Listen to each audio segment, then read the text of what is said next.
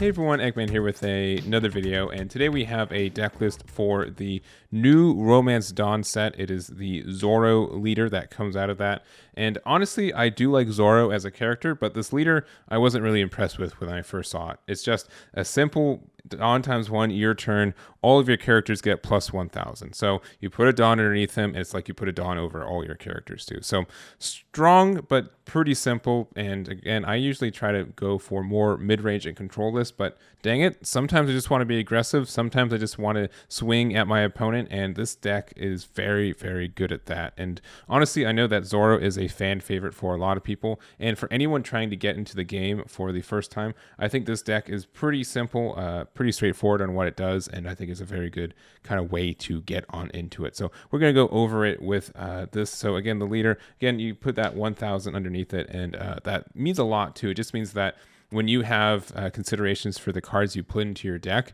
think about any of those cards with a free 1k boost, and that's kind of how you think about them too. So any 4k DP card now just kind of swings into leader for free because it's going to be a 5k versus 5k kind of thing. So anyways, going into it, we do have Otama.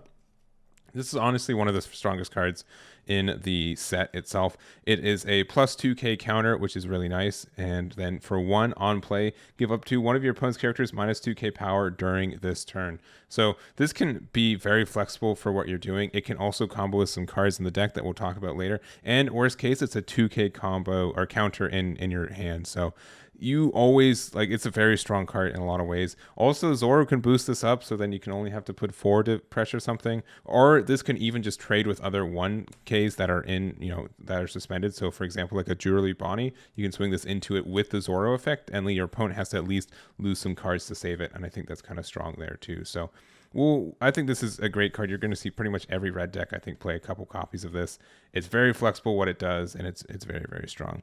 Talking about most red decks are also going to be playing this Nami here. One of strictly the best card in the game, for at least to start the game off with. For 1, it's 2,000 DP. I don't know why it's 2,000, but it is. And then also activate on play, look at top 5 cards of your deck, reveal 1 Straw Hat crew other than Nami, add to your hand, and place it the rest at the bottom. So it can be any Straw Hats too.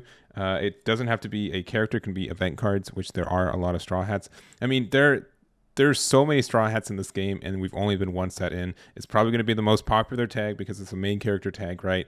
Being able to search out these with no cost restriction, no restrictions besides they can't be Nami, means this can find literally any piece of your deck for most decks, right? Just because a lot of these decks will be running a bunch of handy dandy Straw Hat cards, and it's very strong in a game where there's not a lot of cycle and not a lot of consistency. This adds a lot of it, which you've probably already known. And then lastly, 3 of the Nami from the Star Deck 1. I almost just run this because I feel kind of inclined to. It's not super needed in this list. It's just okay, but if you need it, you can run it. There are some ways that doing that extra is nice.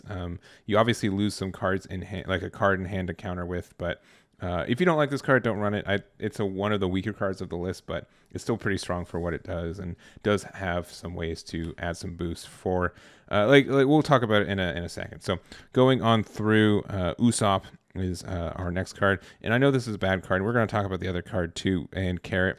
We just play all of these security trigger or life triggers from this strictly to play more cards on the field. So, and even though these are played for free with the Zoro effect, the more cards you have on the board, the more boost his effect gets, because it gives everything plus 1k. So if you have 5 characters out, that means that your 1 Dawn underneath him gives an additional 5k across your board, right? Our total of 6k across your board with your leader as well. So the idea of going wide is really helpful, and just so many times late game, like the more swings you get means the more pressure you get on your opponent, and they can only have so many blockers, so many ways to counter out of you.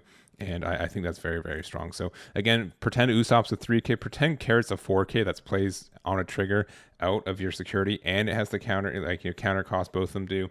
Usopp is a Straw Hat, which is sometimes relevant too. I think they're strong, and that's kind of like the basis of this deck, where you be really aggressive, and if your opponent tries to hit at your life, then you have all these really good triggers that can put them in a worst off spot. So I like these cards. I think they're useful for the deck, and I do like including them.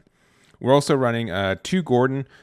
This is I like this card. I kind of almost want to find room for more. So if you don't like Nami, I recommend going to Gordon. It's on play. You might place one card from your hand to bottom of your deck to draw one. So we don't get very much cycle. So if there's a card that's stuck in your hand that you don't want, you can cycle with it. It's a 2K counter, which is nice too. And consider with Zoro, he's a 4K on the board. He's just a solid, like, especially like a turn 2 play. He can be really solid for that if you need to get, like, if you're not finding exactly what you need. And again, in hand, plus 2K on a counter is very, very nice. So like him there. And then we do have our Sanjis. We have 3 of this and 2 of this one. This Sanji just is a powerhouse in the game.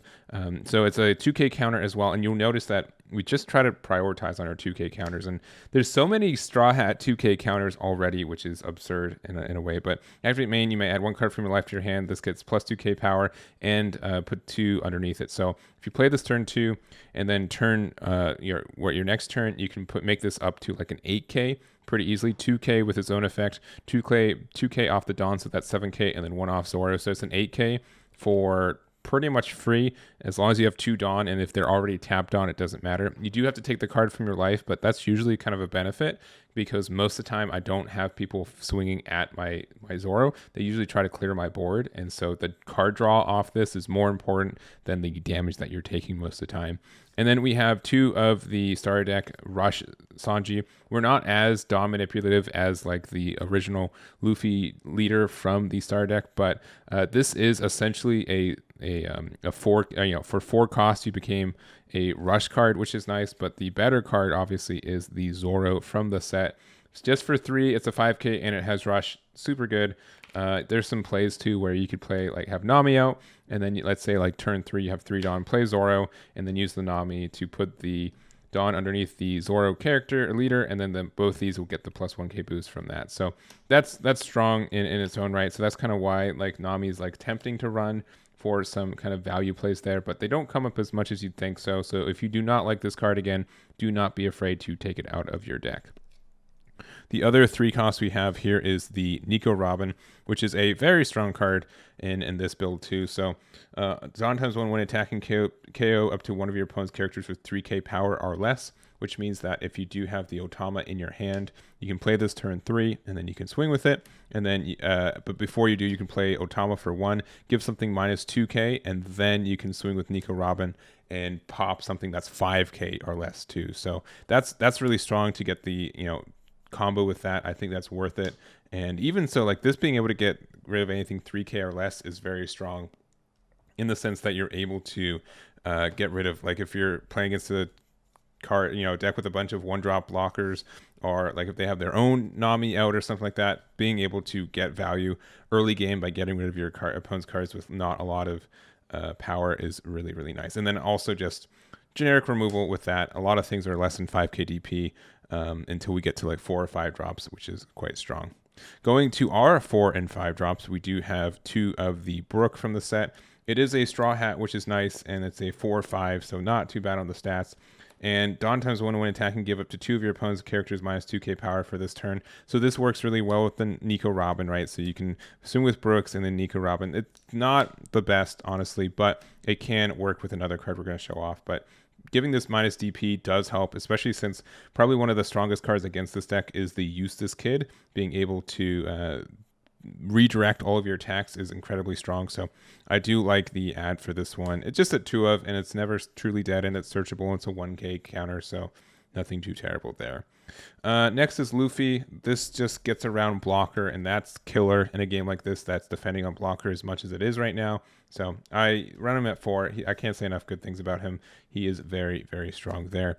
And then 2 Shanks, because it's kind of like a bigger version of Luffy. It gets around blockers that are 2 cost or less, and this is a 10K rush dude that your opponent can't really get around. If you want to run more of them, Nami's kind of important for this too.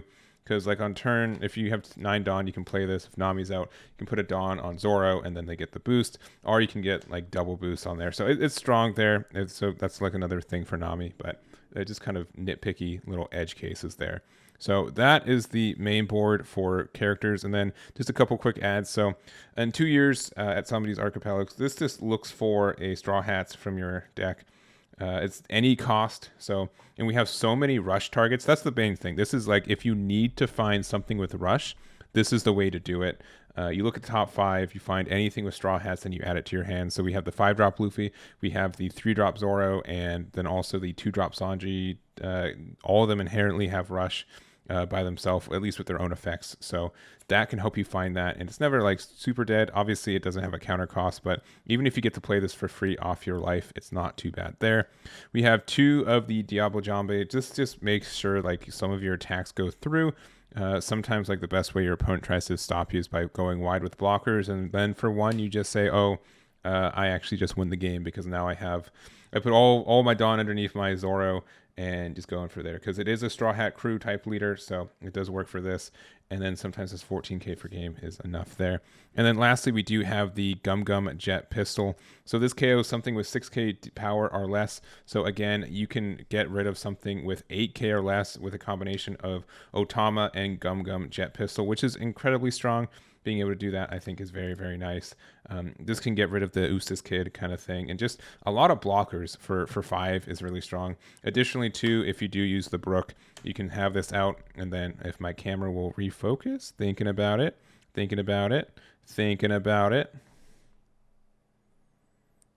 If you use the Brook, you can use it to give something minus 2k power, and then you can then use Gum Gum Jet Pistol. So if this is already established, you swing with it, give something minus 8, and then or minus 2, and then Gum Gum Jet Pistol.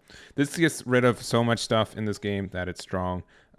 It's kind of almost generic removal. There's a lot of things with 8k DP or less inherently, and that's very strong for also just doing it on tempo kind of plays. But that is the deck list for you guys. Let me know what you guys think about this. It's very strong, very aggressive, and I'd say it's basic, but in a good way. If you want to learn how to play the game and be just, have a chance to win the game too on a beginner deck, I think this is a very, very good one for that. So again, thank you so much for watching. I really do appreciate it. I'm probably going back through the leaders now that I'm going back through Romance Dawn for One Piece. So let me know what other leaders and characters you want me to kind of focus and do stuff with, and that will be it for me. So again, thank you so much for watching, and I'll catch you all next time.